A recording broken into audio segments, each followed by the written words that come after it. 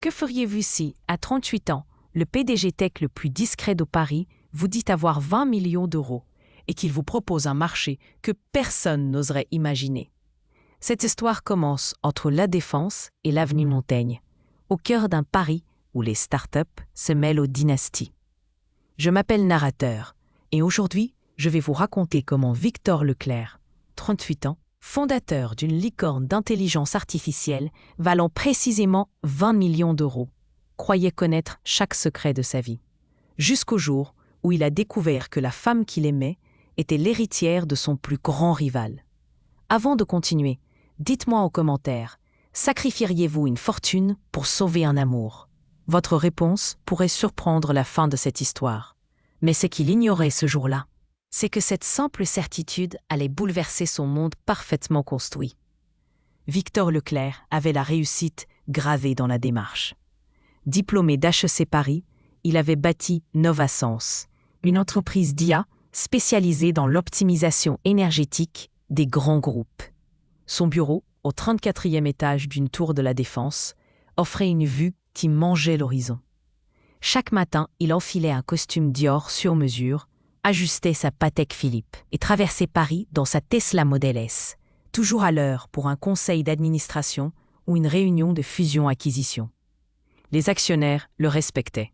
Les ministres l'interviewaient. Les journalistes disaient qu'il incarnait la nouvelle noblesse d'affaires française. Pourtant, derrière l'odeur du cuir de son siège et le flacon de son parfum, un Dior sauvage, Victor gardait une solitude douce amère. Il avait la passion du code, un goût pour les anciennes affiches du métro dans son penthouse du 8e arrondissement et une peur tenace, perdre ce qu'il avait construit en une nuit d'erreur. Ce qu'il allait découvrir lors de cette réunion ordinaire changerait le cours de sa vie à jamais. Camille Rousseau, ou plutôt Camille Duval, jusqu'à ce qu'elle le dise, avait 34 ans et une élégance qui n'avait rien à voir avec l'héritage attendri d'un nom. Diplômée DSCP Europe, elle dirigeait sa propre agence de design d'expérience utilisateur, réputée dans le Marais pour transformer des interfaces en bijoux. Indépendante, intelligente, elle refusait les compromis. Elle portait ses créations comme un manifeste, parlait avec la précision d'une juriste et conduisait une Citroën DS restaurée que ses amis trouvaient incongrue. On disait de Camille qu'elle était aussi discrète que déterminée. Elle avait survécu à une enfance entre deux maisons familiales du Sud et avait appris à défendre ses choix. Son objectif n'était jamais un mariage, ni la pacification de feudales querelles d'actionnaires. Elle voulait bâtir, créer, laisser une trace. Elle était son propre foyer. Pourtant, il existait un interdit. Un clan nommé Rousseau Tech, une entreprise familiale fondée par un grand-père visionnaire. Que feriez-vous si, à 38 ans, le PDG tech le plus discret de Paris vous dit avoir 20 millions d'euros et qu'il vous propose un marché que personne n'oserait imaginer? Cette histoire commence entre La Défense et l'avenue Montaigne, au cœur d'un Paris où les startups se mêlent aux dynasties. Je m'appelle Narrateur et aujourd'hui, je vais vous raconter comment Victor Leclerc, 38 ans, fondateur d'une licorne d'intelligence artificielle valant précisément 20 millions d'euros, croyait connaître chaque secret de sa vie jusqu'au jour où il a découvert que la femme qu'il aimait était l'héritière de son plus grand rival. Avant de continuer, dites-moi en commentaire, sacrifieriez-vous une fortune pour sauver un amour? Votre réponse pourrait surprendre la fin de cette histoire.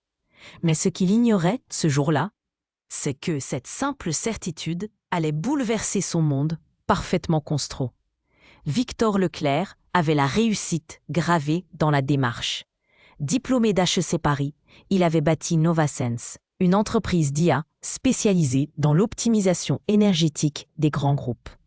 Son bureau, au 34e étage d'une tour de la Défense, offrait une vue qui mangeait l'horizon. Chaque matin, il enfilait un costume Dior sur mesure, ajustait sa Patek Philippe et traversait Paris dans sa Tesla Model S, toujours à l'heure pour un conseil d'administration ou une réunion de fusion-acquisition. Les actionnaires le respectaient. Les ministres l'interviewaient. Les journalistes disaient qu'il incarnait la nouvelle noblesse d'affaires française. Pourtant, Derrière l'odeur du cuir de son siège et le flacon de son parfum, un Dior sauvage, Victor gardait une solitude douce amère. Il avait la passion du code. Un goût pour les anciennes affiches du métro dans son penthouse du 8e arrondissement et une peur tenace. Perdre ce qu'il avait construit en une nuit d'erreur. Ce qu'il allait découvrir lors de cette réunion ordinaire changerait le cours de sa vie à jamais.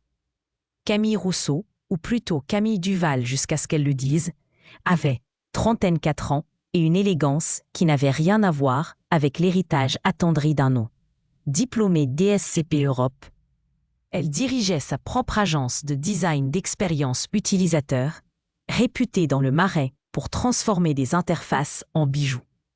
Indépendante, intelligente, elle refusait les compromis. Elle portait ses créations comme un manifeste, parlait avec la précision d'une juriste et conduisait une Citroën DS restaurée que ses amis trouvaient incongrue. On disait de Camille qu'elle était aussi discrète que déterminée. Elle avait survécu à une enfance entre deux maisons familiales du Sud et avait appris à défendre ses choix. Son objectif n'était jamais un mariage, ni la pacification de feudales querelles d'actionnaires. Elle voulait bâtir, créer, laisser une trace.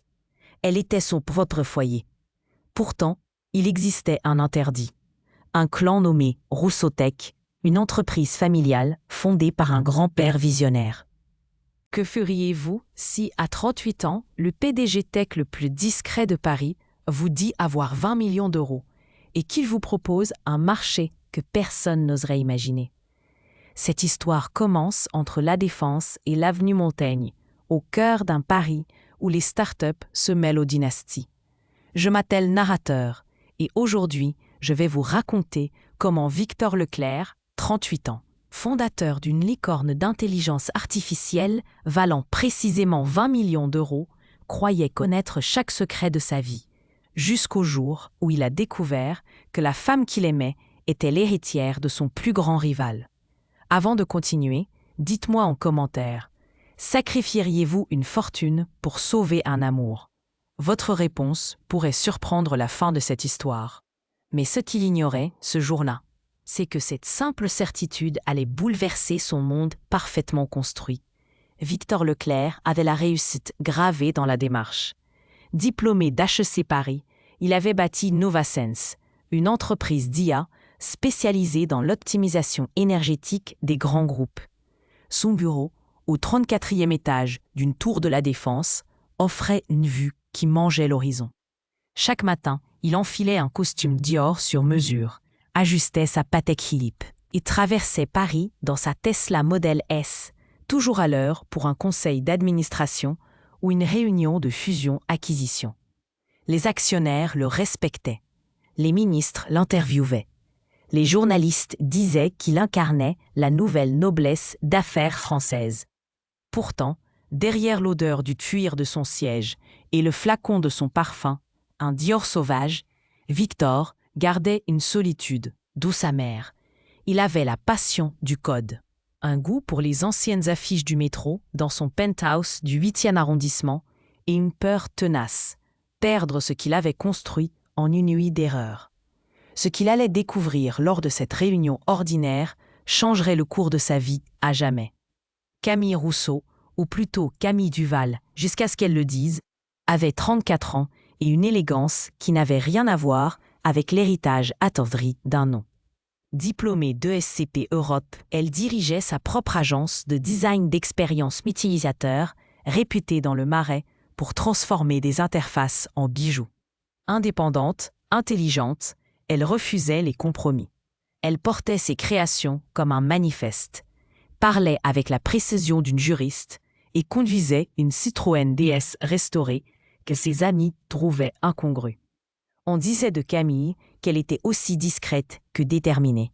Elle avait survécu à une enfance entre deux maisons familiales du Sud et avait appris